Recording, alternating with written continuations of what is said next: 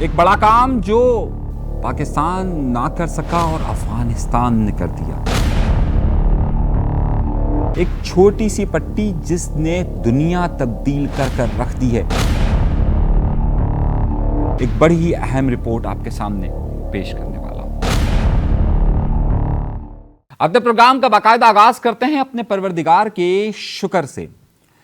کیا آپ کو معلوم ہے کہ اس وقت افغانستان کے اندر ایک انقلاب برپا ہو رہا ہے؟ وہ انقلاب طالبان خود برپا کر رہے ہیں یا دنیا برپا کر رہی ہے؟ اور اس وقت افغانستان نے چین کو وہ راستہ دے دیا ہے کہ جس کے لیے پاکستان سے بار بار درخواست کی جا رہی تھی. اور وہ راستہ کس طریقے کا ہے آپ کے سامنے میں رپورٹ پوری پیش کرنے والا ہوں. لیکن اس سے پہلے ایک چھوٹی سی درخواست کہ اگر آپ نے ہمارا چینل سبسکرائب نہیں کیا تو سبسکرائب ضرور کر لیجئے. آپ کی دعاؤں کی اور آپ کی سبسکرپشن کی بہت زیادہ ضرورت ہے. چلیے آئیے گفتگو کا سلسلے کا آغاز کرتے ہیں.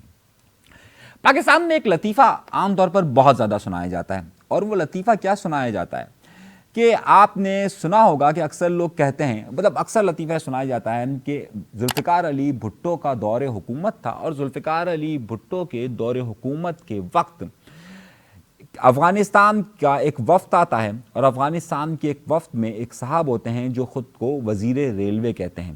تو بھٹو صاحب ان سے کہتے ہیں کہ یار آپ وزیر ریلوے ہیں لیکن افغانستان میں تو ریل ہے ہی نہیں. تو وہ کہتے ہیں آپ کے ہاں پر وزارت قانون ہے؟ کہتے ہیں ہاں ہے. تو آپ کے ہاں تو قانون ہی نہیں ہے. یہ ایک بڑا مشہور جملہ ہے نا کہ یہ کہا جاتا ہے کہ افغانستان میں وزارت ریلوے نہیں ہے لیکن ریلوے کا منسٹر ضرور ہوتا ہے. اور وہی جملہ پھر ذوالفقار علی بھٹو صاحب کو کہا جاتا ہے. یہ ایک لطیفے کے طور پر بڑا مشہور تصور کیا جاتا ہے.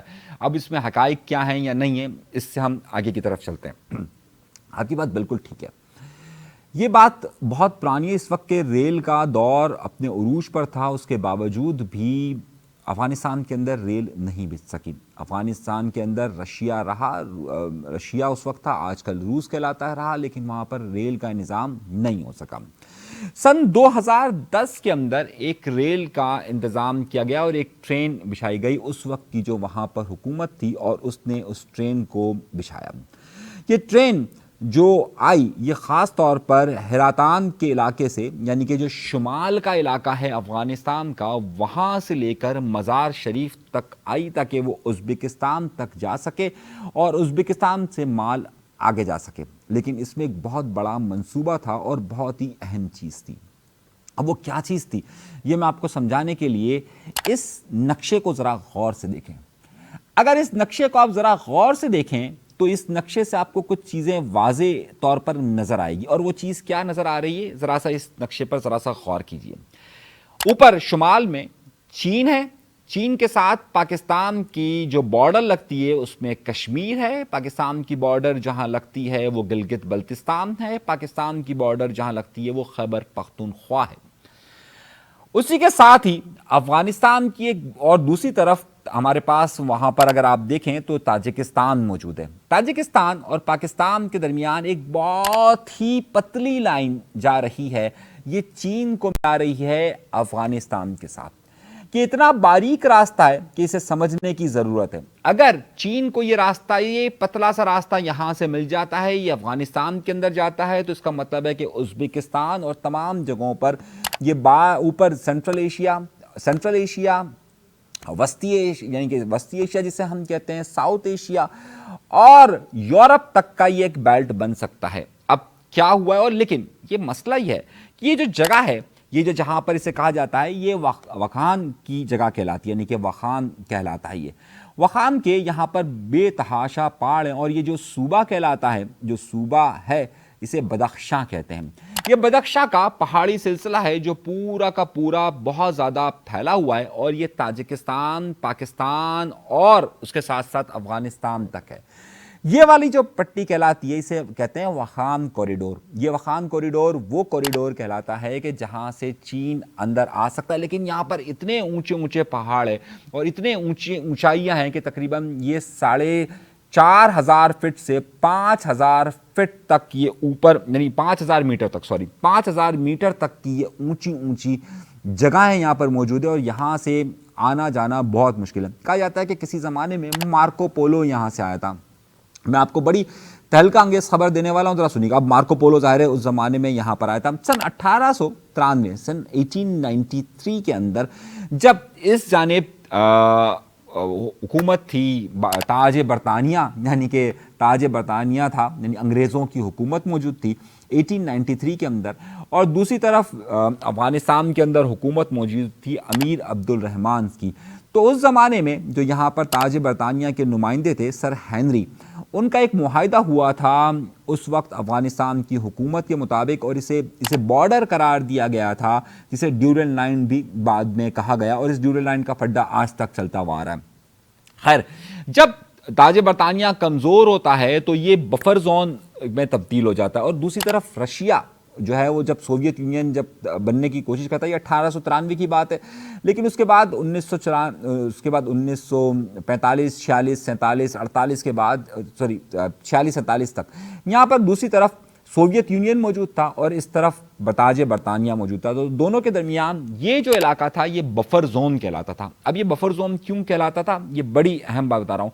ताजिकिस्तान की जो पूरा रकबा है उसका तकरीबन 45% हिस्सा ये इलाका है, लेकिन यहाँ पर शायद ताजिकिस्तान की आबादी 2% भी नहीं है।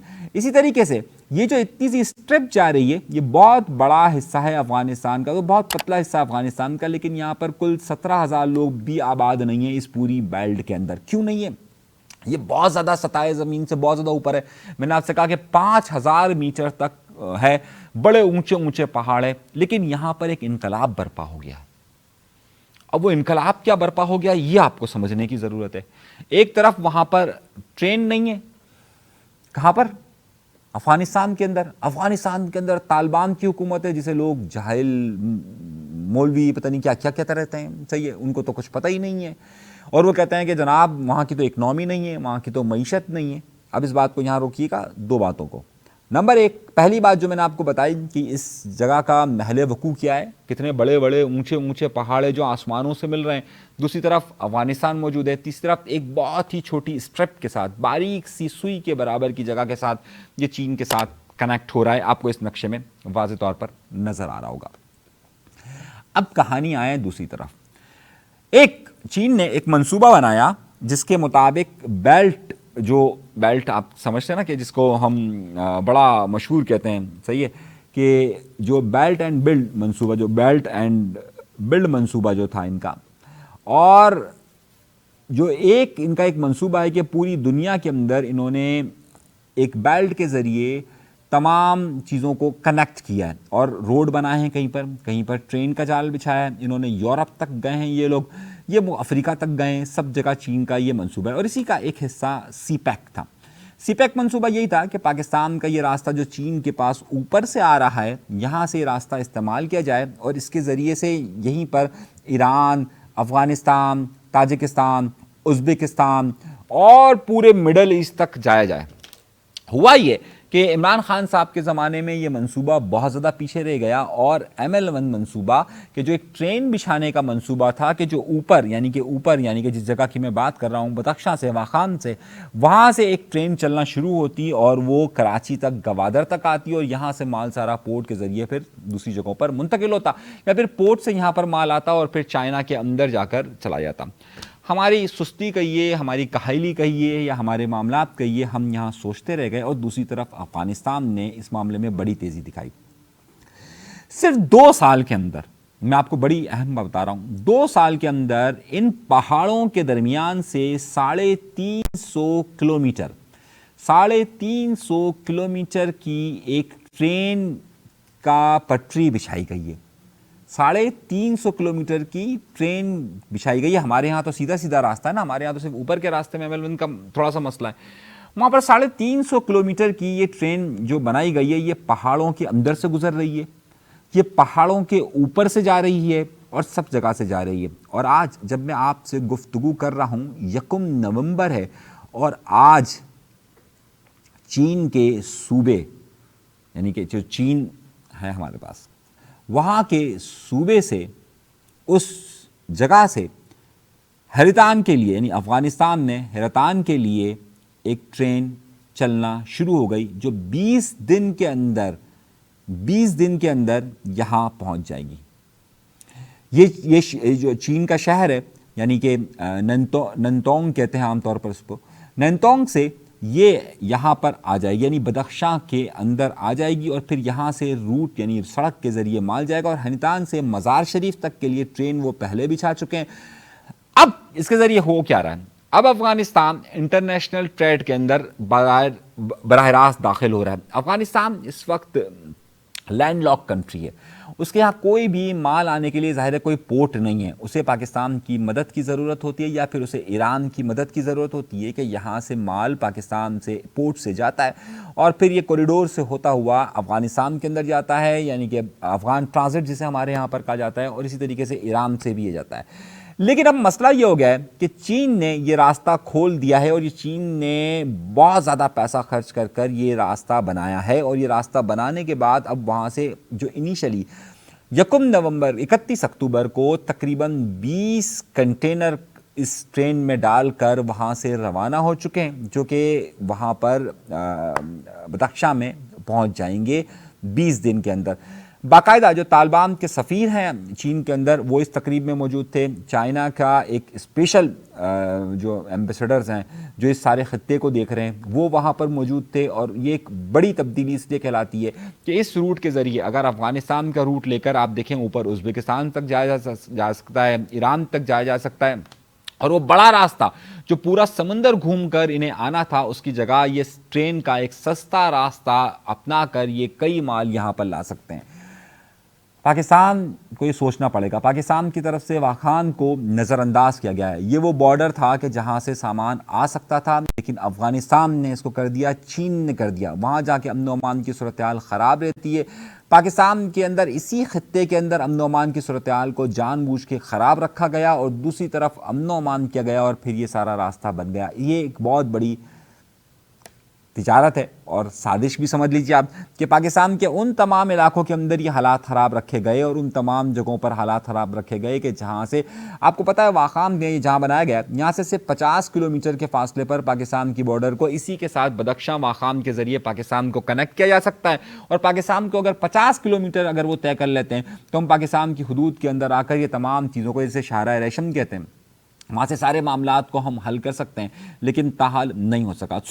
اس وقت پوری دنیا کے اندر یہ بحث ہو رہی ہے، ہم شاید اسے اگنور کر رہے ہیں کہ بدخشاں کا وہ باریک راستہ، وہ سخت راستہ کھول کر ایک نئے چیز کا آغاز ہوا ہے۔ اس میں افغان تاجر بہت زیادہ غصے ہو رہے ہیں۔ افغان تاجروں نے یہ کہا ہے کہ جناب جو طالبان گورنمنٹ ہے انہوں نے یہاں پر ٹیکس بہت زیادہ لگا دیا ہے، تو اتنا ٹیکس ہم کیسے ادا کریں گے اور ٹیکس کس طریقے سے ادا کیا جائے گا؟ دوسرا، مال کی شیورٹی کیا ہوگی کہ مال جناب ان تک اس پورٹ تک پہنچ جائے گا؟ تو یہاں پر ایک نیا سلسلہ ہے، لیکن اس کے ساتھ ساتھ چین نے یہ کیا ہے کہ جو وہاں پر ایکسپورٹ ہو رہی ہے اس پہ 0 ٹیرف لگایا ہے۔ انہوں نے کہا ہے کہ ہم چاہتے ہیں کہ افغانستان کے اندر ہمارا مال زیادہ سے زیادہ جائے، اس کے لیے انہوں نے زیرو ٹیرف لگایا ہے۔ اگر افغانستان کے اندر یہ مال چین کا براہ راست اس روٹ سے آنا شروع ہو جاتا ہے تو آپ کو پتا ہے ایک اور نیا راستہ بھی شروع ہوگا۔ اگر اس میں دونوں جگہ سے ٹیرف کو کم کیا جاتا ہے تو پھر یہ ایک افغانستان کے ذریعے پاکستان سے بہت سارا مال اسمگل ہوتا ہے، افغانستان سے بہت سارا مال اسمگل اس طرف ہوتا ہے۔ اب یہ ایک نیا روٹ بھی شروع ہو جائے گا، خیر اب وہ کس طریقے کا روٹ شروع ہوتا ہے یہ آپ کو مستقبل قریب میں معلوم ہو جائے گا، لیکن یہ میں آپ کو بتا رہا ہوں کہ اگر آپ اس پورے روٹ کو دیکھیں اور اگر آپ اس پورے روٹ کی ویڈیوز کو دیکھیں تو آپ کو حیرت ہوگی کہ چین نے کس طریقے سے وہاں پر یہ چیزیں بلڈ کی ہے۔ پاکستان کے اندر جتنے ترقیاتی کام ہو رہے ہیں پاکستان میں سی پیک والے کاموں کو روکا جا رہا ہے، جان بوجھ کے روکا جا رہا ہے، رکوایا جا رہا ہے، عالمی سازش کا ایک حصہ ہے۔ افغانستان میں جو ٹی ٹی پی ایلیمنٹ ہے وہ اسے رکواتا ہے، اور رکوانے کی سب سے بڑی وجہ یہ ہے کہ اس کا سارا فائدہ اب اس ٹرانزٹ کو ہو رہا ہے جسے ہم واخان ٹرانزٹ کہہ رہے ہیں۔ سب کچھ پیسہ ہے بھائی، اور اس پیسے کے لیے کون کہاں سازش کر رہا ہے یہ بھی آپ کے سامنے ہوگا کہ اگر افغانستان میں ہم امن رکھیں گے اور وہی لوگ یہاں پر آ کر اگر نقصان دیں گے تو فائدہ کس کا ہے، نقصان کس کا ہے، آپ خود بہتر سمجھ سکتے ہیں۔ ابھی تک کے لیے اجازت دیجیے، اللہ نگہبان۔